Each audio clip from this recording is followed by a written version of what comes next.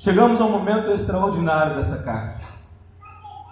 Momento em que a expansão do Evangelho se dá de uma forma belíssima. Então eu quero convidá-lo a olhar para esse texto, Atos capítulo 8, versículo 2 a 8.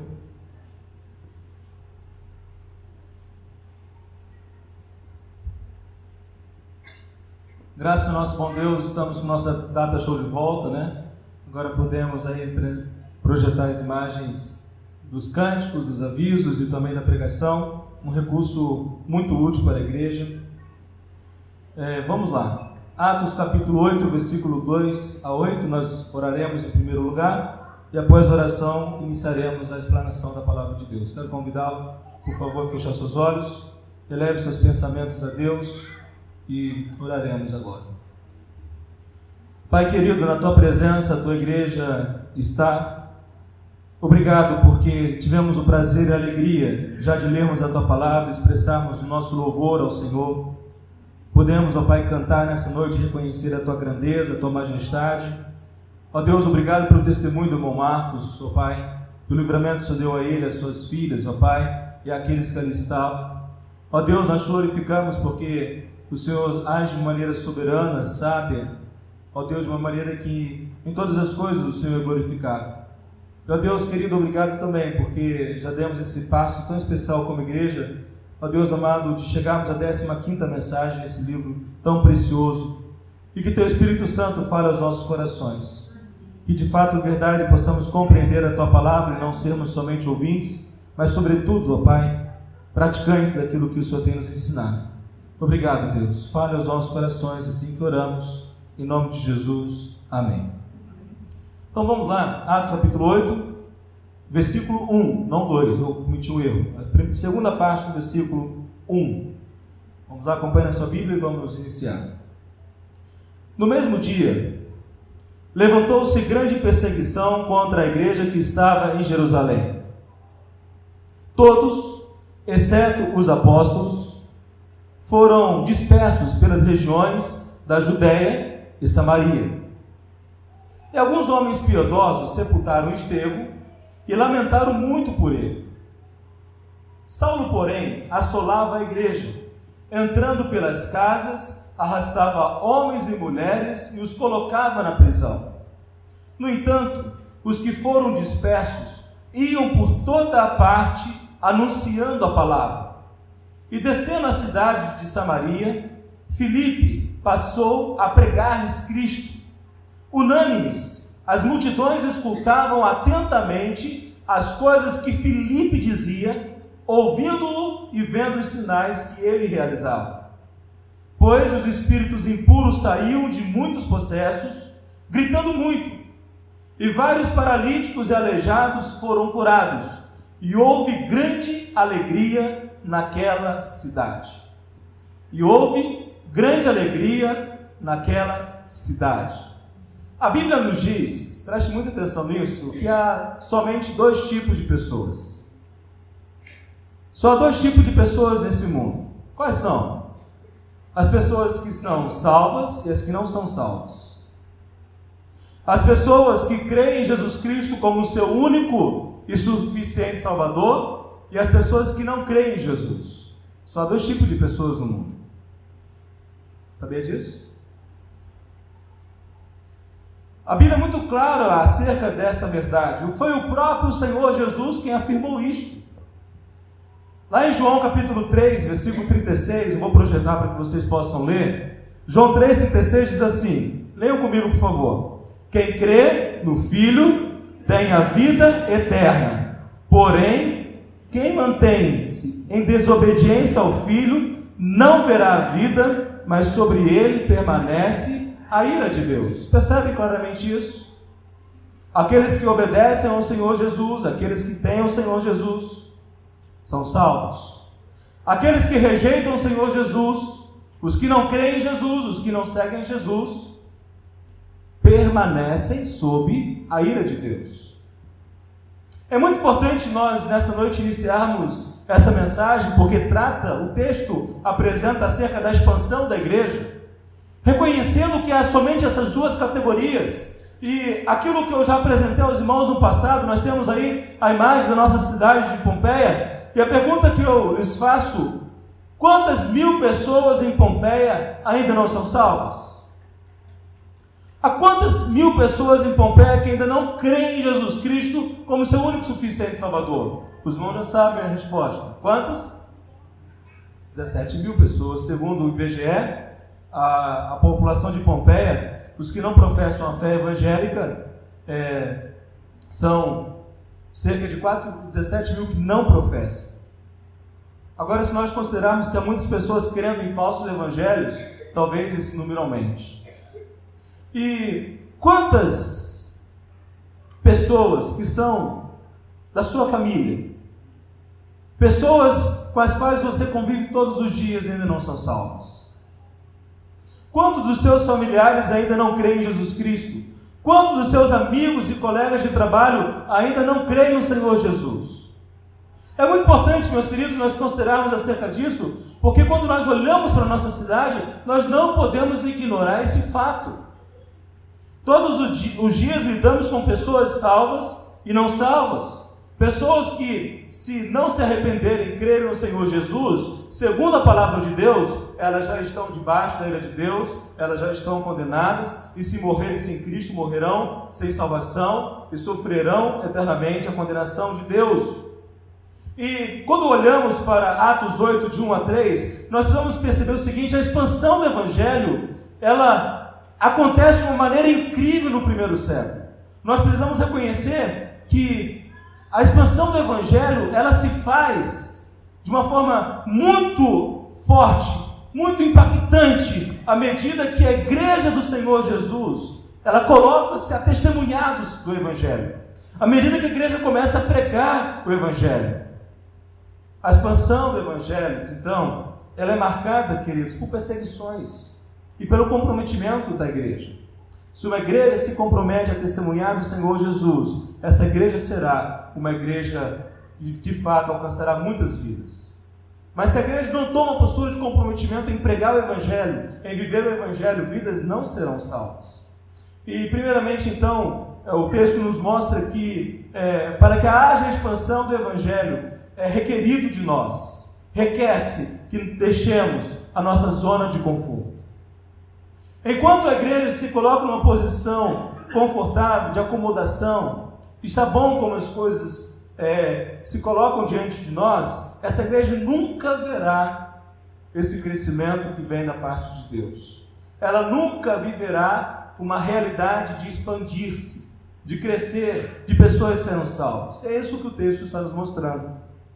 Olha aí, por favor, novamente, para o versículo 1. Versículo 1 até o versículo 3. No mesmo dia, levantou-se grande perseguição contra a igreja que estava em Jerusalém. Todos, exceto os apóstolos, foram dispersos pelas regiões da Judéia e Samaria. E alguns homens piedosos sepultaram Estevão e lamentaram muito por ele. Saulo, porém, assolava a igreja, entrando pelas casas, arrastava homens e mulheres e os colocava na prisão. A grande perseguição que ocorre em Jerusalém, quando os primeiros cristãos, como o texto está nos colocando aqui, meus irmãos, ela serviu de marca, ela serviu de início de uma nova fase de expansão da igreja. A grande perseguição que veio sobre os primeiros cristãos, ela serviu de impulsionador, ela permitiu com que a igreja expandisse. É importante reconhecer isso. A grande perseguição em Jerusalém, ela é a marca, portanto, de um novo início de expansão da igreja. Quando olhamos para esse texto, nós precisamos reconhecer isso. Aqueles primeiros discípulos, eles saíram de Jerusalém para testemunhar de Jesus quando sofreram perseguições. E notem uma coisa importante: a perseguição não é mais sobre os apóstolos. A perseguição agora está vindo sobre a igreja, é contra a igreja. Os apóstolos já haviam, os irmãos se lembram dessa série, eles já haviam enfrentado várias perseguições. Eles já foram colocados diante ao Sinédrio, o Sinédrio mandou: calem a boca, parem de falar de Jesus, não falem mais sobre esse nome. Mas o que os apóstolos responderam? João e Pedro: antes importa agradar a Deus do que aos homens. Os apóstolos já haviam, por dois momentos muito difíceis, enfrentado lutas diante aos líderes religiosos. Eles já haviam se posicionado, os religiosos, a liderança religiosa já sabia que os apóstolos não iam deixar de pregar. Agora, o que nós temos aqui? Uma mudança de estratégia. A liderança religiosa agora não vai mais contra os apóstolos, mas ela vai contra a igreja, ela vai contra os membros da igreja em Jerusalém. Sobre os crentes, agora começa a haver uma nova fase de suas vidas. Eles começam a ser perseguidos como nunca foram. Não é mais sobre a liderança formal da igreja que a perseguição vem. E a perseguição então vem sobre toda a igreja. Agora, o que é importante você reconhecer? É importante que nós observemos que a perseguição, a grande perseguição sobre Jerusalém, ela acontece justamente no momento em que Estevão é apedrejado. Vocês se lembram do domingo passado? É apedrejado e morto. A igreja ainda está num processo de luto, a igreja ainda está lamentando a morte de Estevão, e nem há o tempo de concluir a fase do luto, e já sobrevêm lutas, dificuldades sobre aqueles primeiros cristãos. Meus amados irmãos, a grande perseguição, ela nasce, portanto, num contexto de luto, num contexto de sofrimento. Estevão ia fazer falta. A igreja conhecia Estevão. Ele era uma pessoa amada por aquela igreja. Ele era uma pessoa querida. E é muito importante olharmos no versículo 2, que vai falar justamente sobre isso. E alguns homens, olha na sua Bíblia, alguns homens piedosos sepultaram Estevão e lamentaram muito por ele.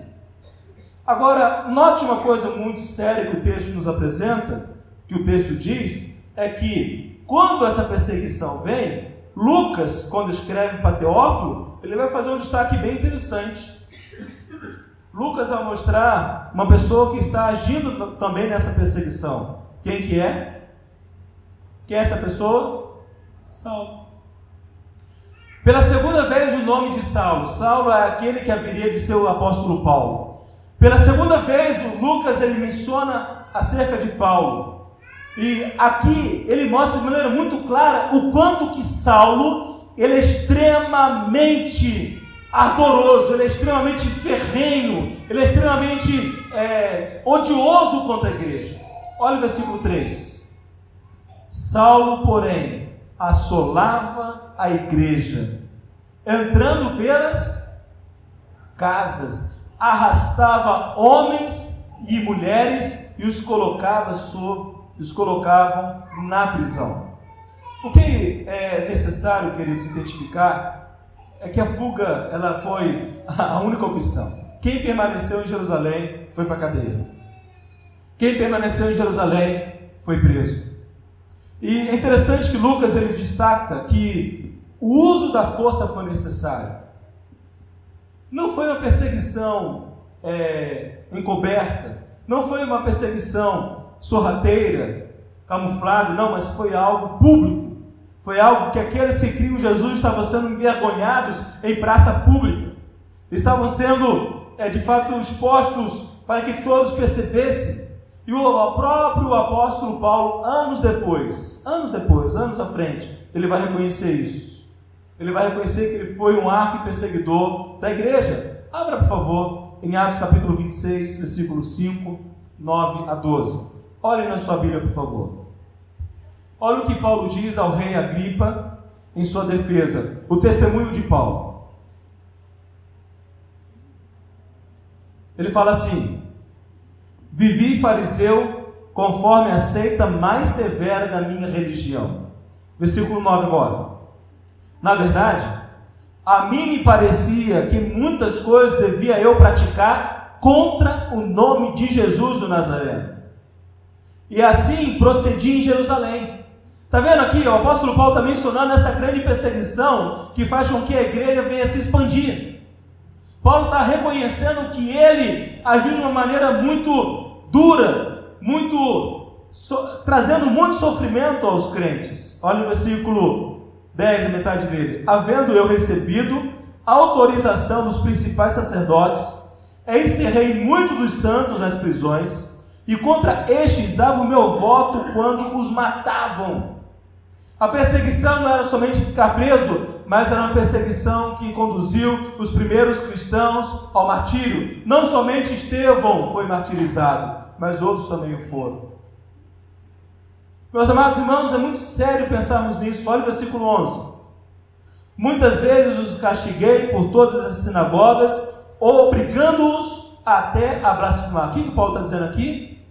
Que ele obrigava, que ele fazia de tudo para aqueles que diziam crer em Jesus viessem negar a Jesus, viessem abandonar a fé, rejeitar a fé. Agora no versículo, continuação do versículo 11. E demasiadamente enfurecido contra eles, mesmo por cidades estranhas os perseguia.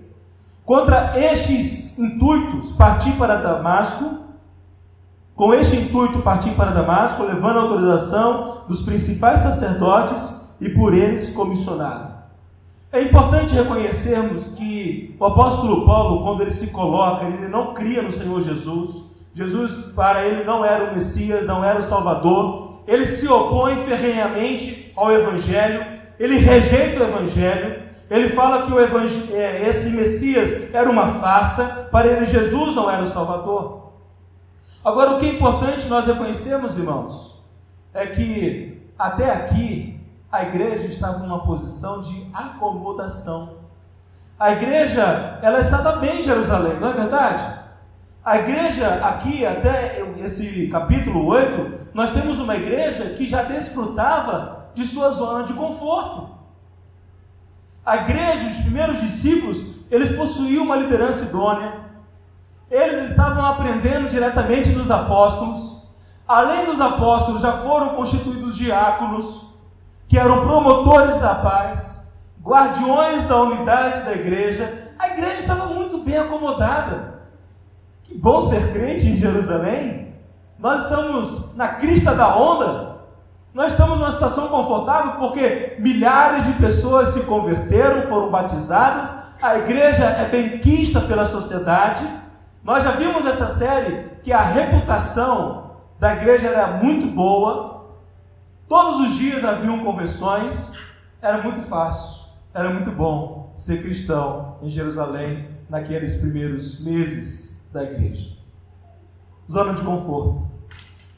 Os discípulos não estavam tendo nenhum incômodo. E a grande questão é, para que mudar? Não está bem aqui em Jerusalém? Não estamos bem acomodados? Agora, o que nós precisamos reconhecer e perceber é que aquele momento de tranquilidade estava servindo de empecilho, estava servindo de atraso. A zona de conforto estava impedindo que o Evangelho se expandisse para outras regiões. Estava impedindo que o Evangelho chegasse a outros povos. Agora, vamos nos lembrar o que Jesus Cristo disse em Atos 1:8? E recebereis poder ao descer sobre vós o Espírito Santo, e sereis minhas testemunhas tanto em Jerusalém, Judéia, Samaria, até os confins da terra. Mas o que a igreja fez? Está muito bom. Jerusalém está confortável. Eles conheciam essa ordem de Jesus? Certamente conheciam. Certamente eles já ouviu falar sobre essa ordem que Jesus dava. Então, o Evangelho de Deus não era para ficar contido, não era para ficar somente em Jerusalém, mas o Evangelho de Deus era para ser disseminado por todo mundo. A igreja não saiu, a igreja não foi testemunhar, a igreja não foi pregar, então o que Deus fez? Vocês não querem me obedecer? Não querem fazer o que eu estou mandando? Está muito confortável ser crente como você está? O que Deus faz? Deus mandou perseguição. Deus mandou batalhas, lutas, dificuldades para aqueles cristãos. Deus mandou uma situação em que foi requerido que eles, não de maneira voluntária, mas de uma maneira circunstancial, pela situação em que estavam vivendo, saísse e fosse anunciar o Evangelho a outros.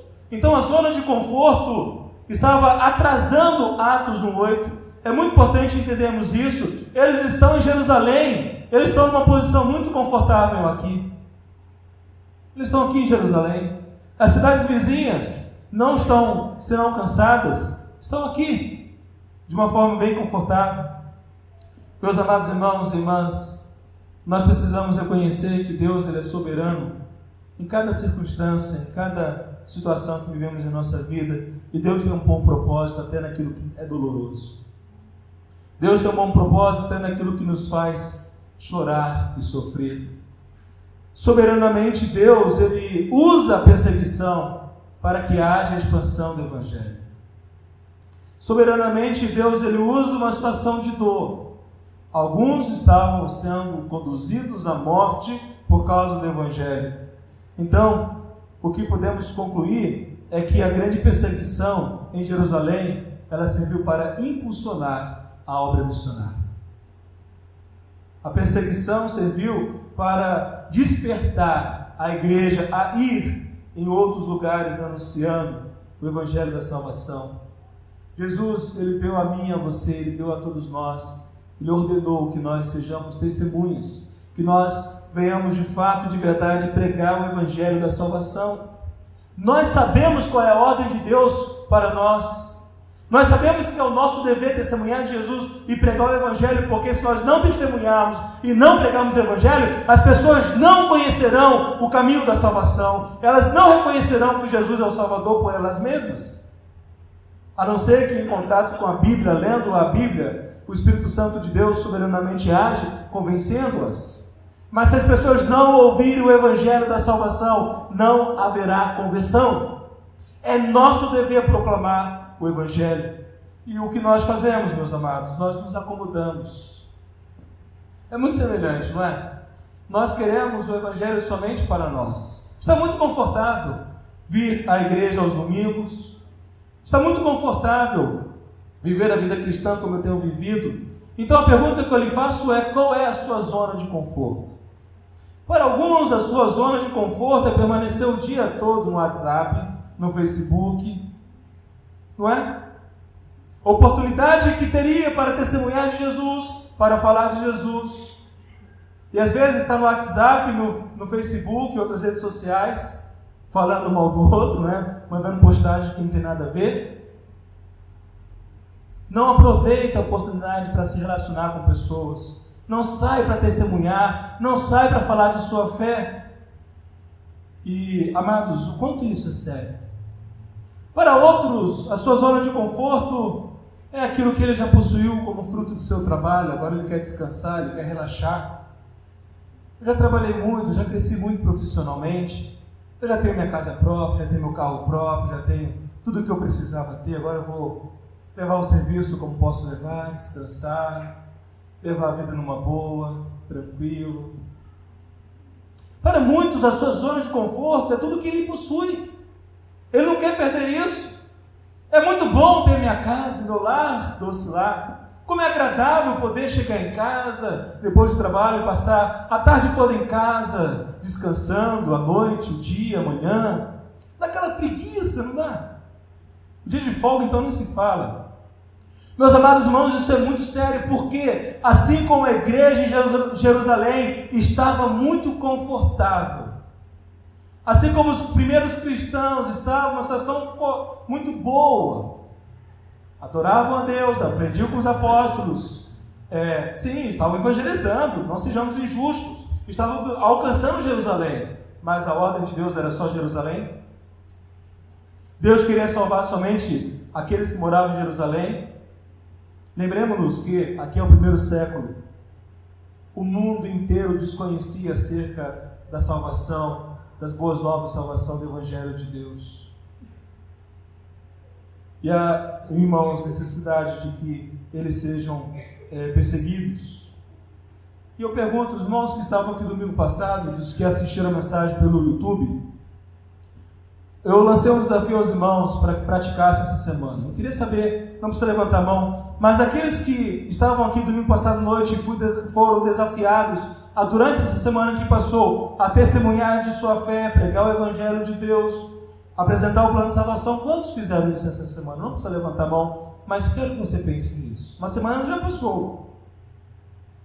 Você já testemunhou de sua conversão a Jesus? Você já apresentou o plano de salvação aos seus amigos, familiares e colegas?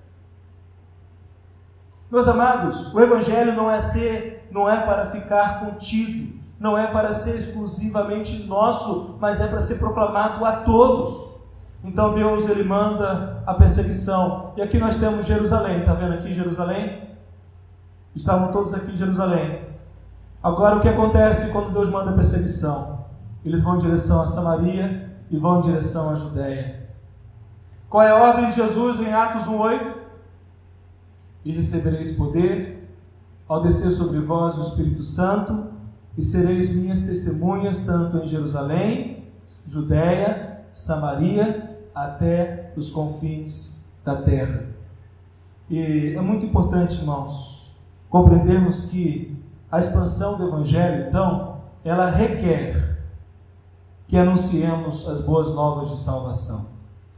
Nós temos como primeira igreja batista em Pompeia o desafio, o alvo de fé, de até o ano 2022, batizarmos 598 pessoas. O nosso alvo até 2022 é sermos uma igreja de no mínimo 700 membros.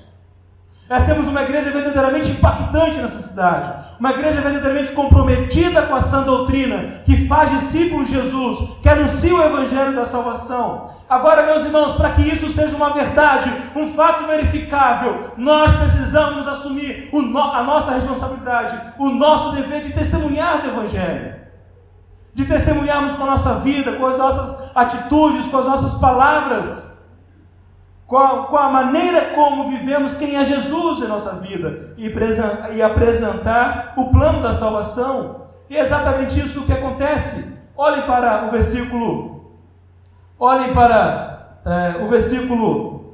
4 a 7.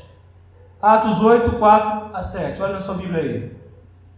No entanto, os que foram dispersos iam por toda parte anunciando a palavra. E descendo a cidade de Samaria, Filipe passou a pregar-lhes Cristo. Unânimes, as multidões escutavam atentamente as coisas que Filipe dizia, ouvindo e vendo os sinais que ele realizava. Pois os espíritos impuros saíam de muitos possessos, gritando muito, e vários paralíticos e aleijados foram curados. Então, o que temos aqui? Ao fugir para a Judéia e Samaria, eles não fogem reclamando, lamentando, deixei minha casa para trás, deixei meus bens para trás.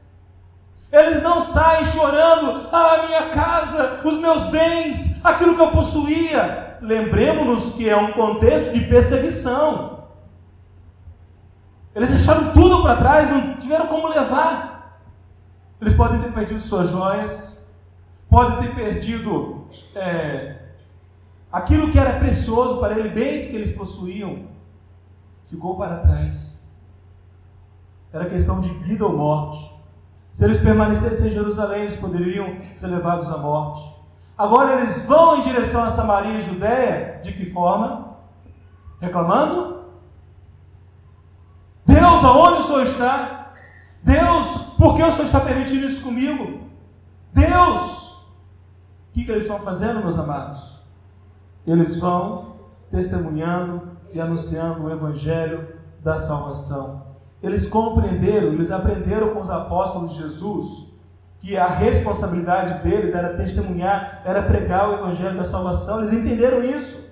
Assim como os irmãos estão ouvindo de mim como pastor da igreja, eu tenho anunciado a palavra de Deus aos irmãos, eles também ouviram a mesma palavra, segundo aquilo que está registrado por Lucas. Eles compreenderam que a responsabilidade era de todos. Meus amados irmãos, nós veremos a nossa igreja crescer, pessoas sendo convertidas, salvas, à medida que cada membro dessa igreja, cada pessoa que está aqui nessa noite, congregado, visitante, crendo em Jesus, sendo uma testemunha verdadeira. A nossa igreja ficará pequena, porque eu creio que Deus tem muito mais do que 598 pessoas para alcançar. Pompeia hoje são no mínimo 17 mil pessoas não salvas. A Bíblia diz que quem não crê no Senhor Jesus está sob a ira de Deus. Agora, aquilo que eu disse semana passada, todo mundo hoje está falando que crê em Jesus, não é? Eu aceito Jesus. Não é isso, não.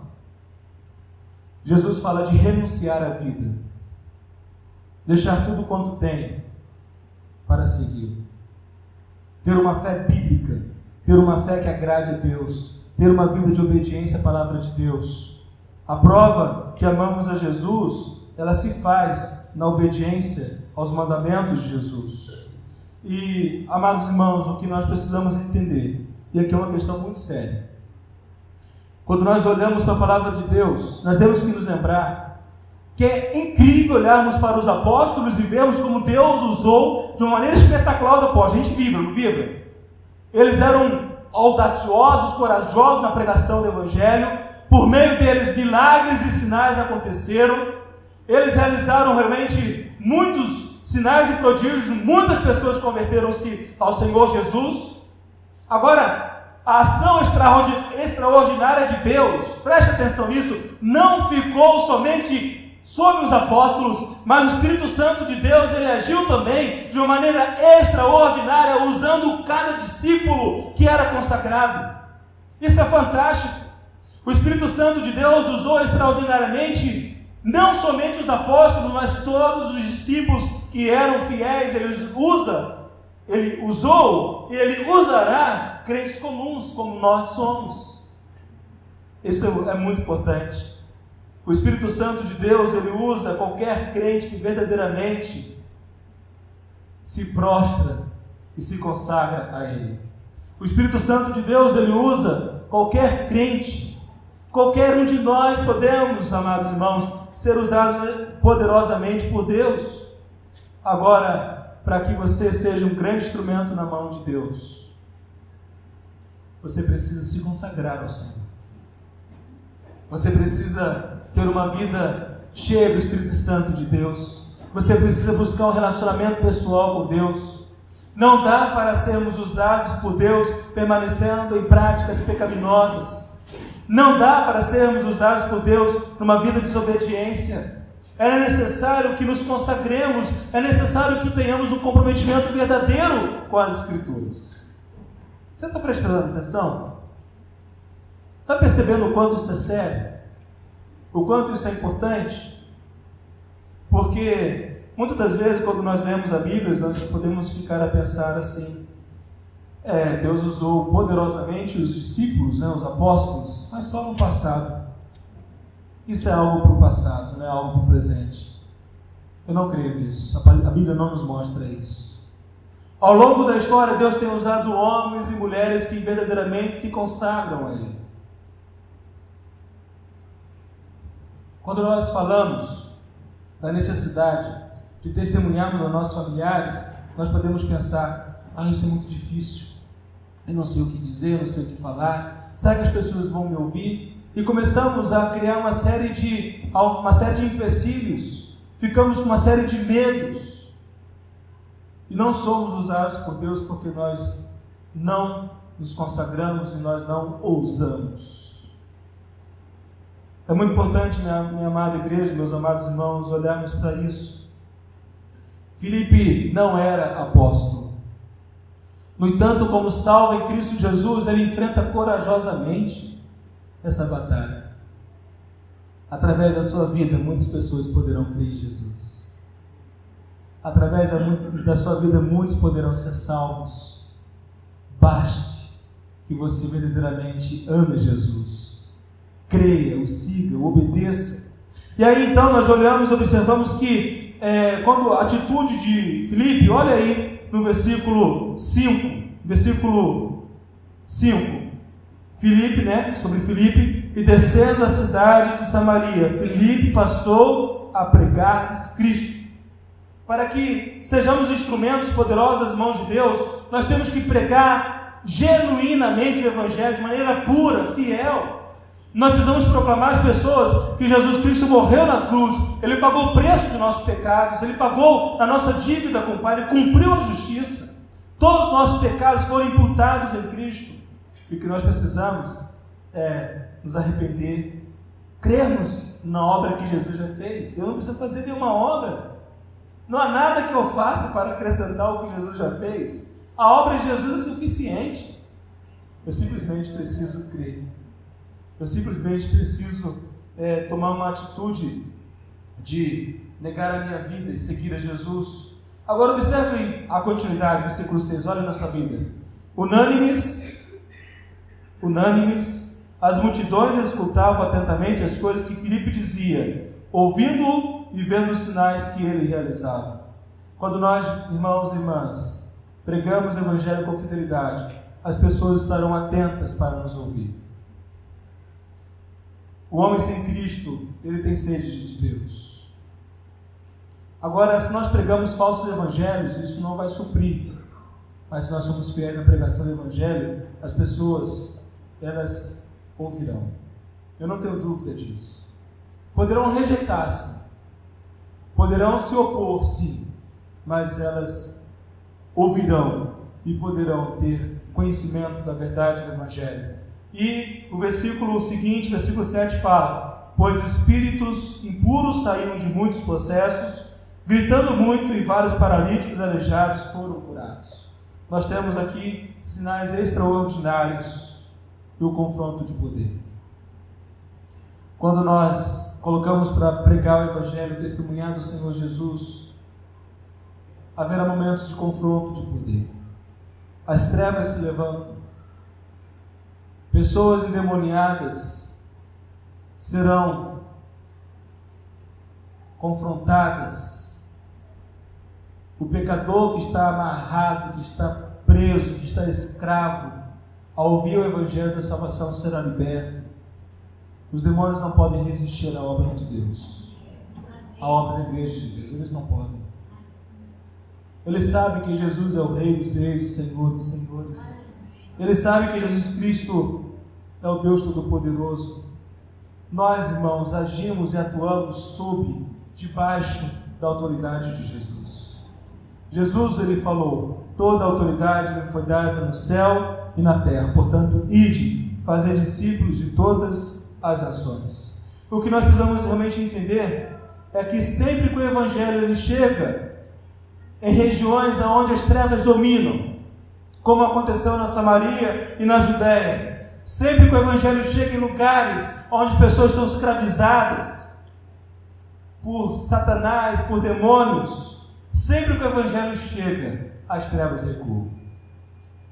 Eles não podem resistir à glória de Deus, à majestade de Deus. E nós avançamos e agimos segundo a palavra de Deus. O que precisa ficar muito claro, meus queridos, é que absolutamente nada pode ser empecilho para a expansão do Evangelho de Deus. Nada é empecilho, nada pode permanecer como empecilho. Portanto, o que precisamos? Nos consagrar. O que precisamos é vivermos uma vida de obediência a Deus. Uma vida de discípulos que conhecem a palavra, compreendem a palavra, colocam em prática. Discípulos que estão tendo a vida transformada, mudada. E à medida que a minha vida é transformada, enquanto isso está acontecendo, eu estou testemunhando, eu estou pregando, eu estou anunciando o Evangelho da salvação. O nosso dever é testificar, o nosso dever é anunciar, o nosso dever é fazer o Evangelho de Deus conhecido em nossa cidade. Mas precisamos ter essa convicção de que nada, absolutamente nada, pode deter a expansão do Evangelho quando a igreja se consagra a Deus Todo-Poderoso. Aí você pode estar imaginando vários empecilhos que você tem lidado na sua vida. Várias dificuldades que você tem encontrado para seguir a Jesus, para pregar o Evangelho, para que as pessoas sejam salvas. Sabe de uma coisa? Todos esses empecilhos que você conhece não permanecerão de pé, porque o nosso Deus é todo-poderoso. Nós precisamos, irmãos, verdadeiramente crer, confiar na palavra de Deus e agirmos segundo a palavra de Deus. Então, quais são as pessoas que você tem para testemunhar do Evangelho da salvação? Eu pergunto a você, eu peço que você realmente pense isso: qual é o seu alvo pessoal? Qual é o seu alvo até o final desse ano? Qual é o seu alvo essa semana? Essa semana que virá, se Deus nos conceder, Quantas pessoas você tem por desafio testemunhar da sua conversão a Jesus e anunciar o Evangelho da salvação?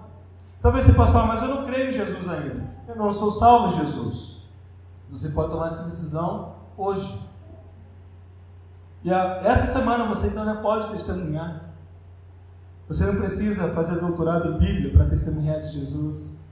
Você só precisa ter uma experiência pessoal, salvadora com Jesus. Você já pode testemunhar mediante aquilo que você já tem vivido. Eu pergunto a você então, você tem orado por quantas pessoas não salvas?